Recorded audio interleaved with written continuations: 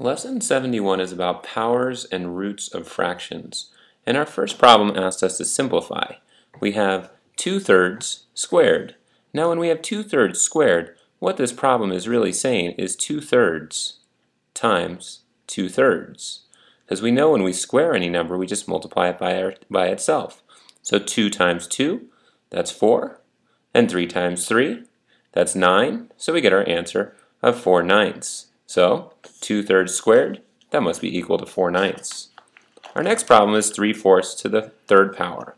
If we want to solve this one, well, that just means 3/4 times itself 3 times. So 3/4 times 3/4 times 3/4. And we can go ahead and find our answer. 3 times 3 is 9, and 9 times 3 is 27. 4 times 4 is 16, and 16 times 4 is 64. So we've got our answer.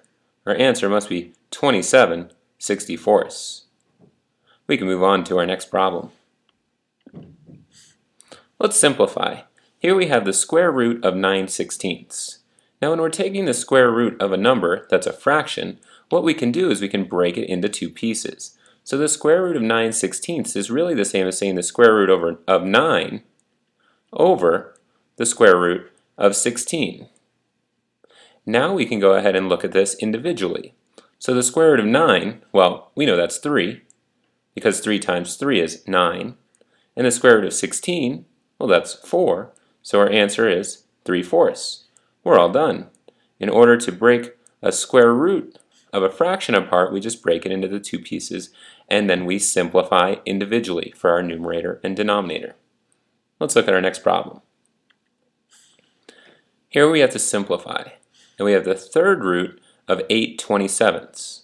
Now we're going to do the same thing that we did before. We're going to break this fraction into two pieces. So we're going to get the third root of 8 as our numerator, and we're going to get the third root of 27 as our denominator.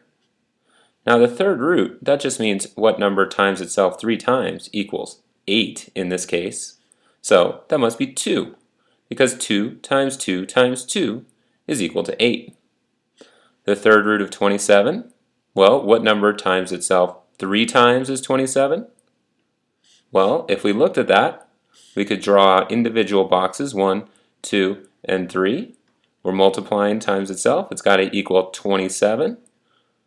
It must be 3, because 3 times 3 is 9, and 9 times 3 is 27. So we've got our answer. Our denominator must be 3. So we've got our final answer, 2/3. We could box it, and then we can move on to our next problem. Our next questions will be with our lesson practice, page 226. Make sure you've got your notes complete, and I'll see you during our next class.